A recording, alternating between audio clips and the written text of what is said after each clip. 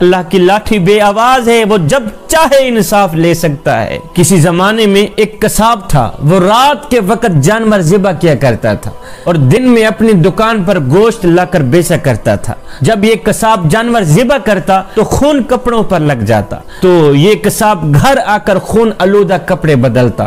ایک رات یہ قصاب جانور ذبح کر کے آ ہی رہا تھا کہ راستے میں سے ایک شخص شور مچاتا ہوا آیا، اس قصاب کو پکڑ لیا۔ جب پکڑ لیا تو اس قصاب نے دیکھا کہ اس پکڑنے والے شخص کے جسم سے خون بہ رہا ہے۔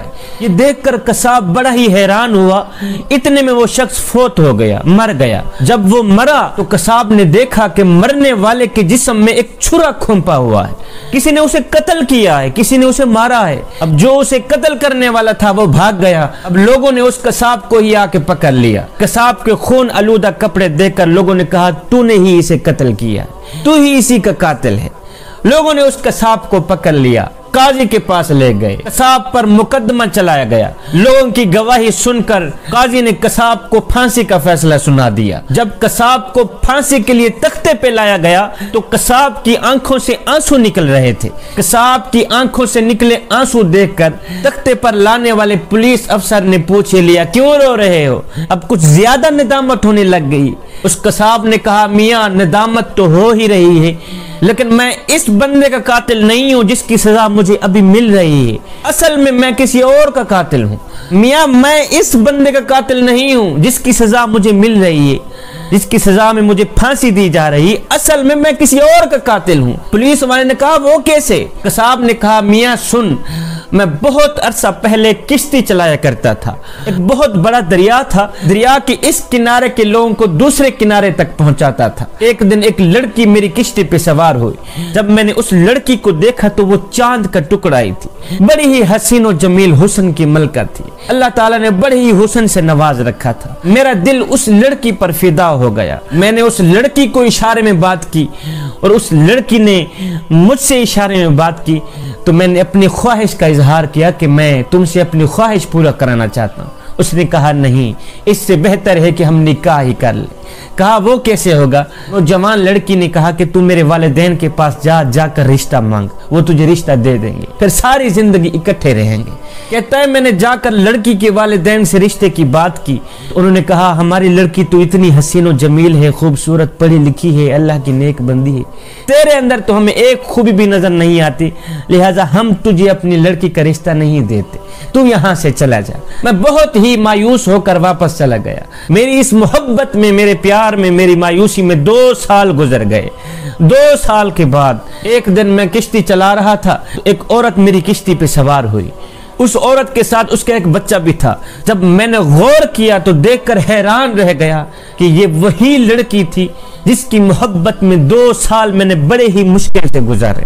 یہ وہی عورت ہے جس کے عشق میں، جس کے پیار میں نے 2 سال بڑے ہی مشکل سے گزارے۔ اب میں نے کیا کیا؟ میں نے اس سے باتیں کرنا شروع کر دی۔ اب اس لڑکی نے کہا نہیں، میں تجھ سے باتیں نہیں کر سکتی، اس لیے کہ میں کسی کی امانت ہوں، میری شادی ہو گئی، یہ میرا خامد ہے، دیکھو یہ میرا بیٹا ہے، میں کسی کی امانت ہوں، میں تیرے ساتھ بات ہرگز نہیں کر سکتی۔ میں نے اسے بہت باتوں پہ مائل کیا، لیکن وہ بت بن کر بیٹھی ہی رہی، کوئی جواب نہ دیا۔ ادھر میرے دل میں گناہ کا خیال آیا کہ آج وقت ہے میں کچھ نہ کچھ کر ہی لوں، آج وقت مل گیا ہے کہ میں اپنی خواہش پوری کر ہی لوں۔ 2 سالوں کی محبت میں نے دل میں سما رکھی ہے، 2 سالوں کا پیار میں نے دل میں سما رکھا ہے، آج وقت مل گیا ہے کہ میں کچھ نہ کچھ کر ہی لوں اس کا۔ اب میں نے اس لڑکی کو کہا کہ میرے قریب آؤ، میری خواہش پوری کرو۔ وہ لڑکی کانپ اٹھی، کہا خدا کا نام لو، اللہ سے ڈرو، اس کے عذاب سے ڈرو، میں کسی کی امانت ہوں۔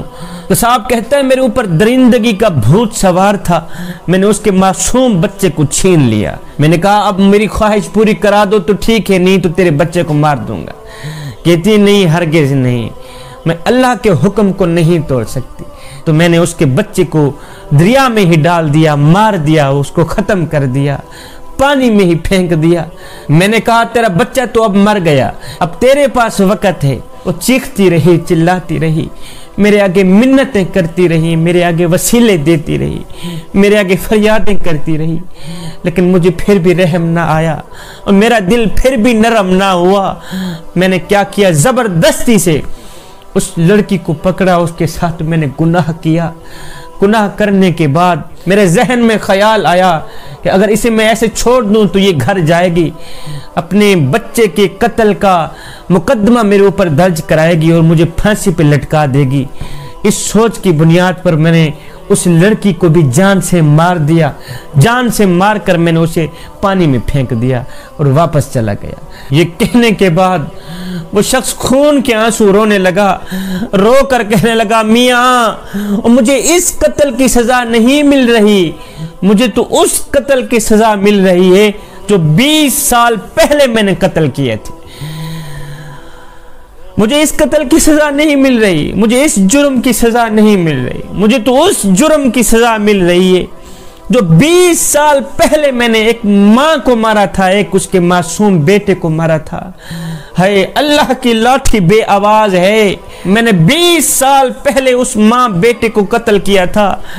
आज 20 साल बाद अल्लाह ने मुझे फांसी के तख्ते पे खड़ा कर दिया। मियाँ इस आदमी को मैंने हरगिज़ कत्ल नहीं किया, ये जो मुझे सजा मिल रही है ये 20 साल पहले जो मैंने कत्ल किए थे ये उसकी सजा मिल रही है। अल्लाह की लाठी बे आवाज है, वो जब चाहे इंसाफ ले सकता है। जवानों जैसा करोगे वैसा भरोगे, आज नहीं तो कल, कल नहीं तो परसों, जिंदगी के किसी न किसी मोड़ पे अपना की आखिर भुगतना ही पड़ेगा। नेकी करोगे, नेकी कल तुम्हारे काम आएगी, दुनिया में भी काम आएगी, आखिरत में भी काम आएगी।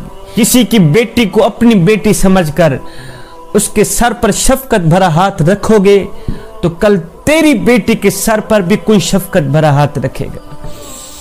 किसी की बेटी को अपनी बेटी समझोगे तो कोई तेरी बेटी को भी अपनी बेटी समझेगा।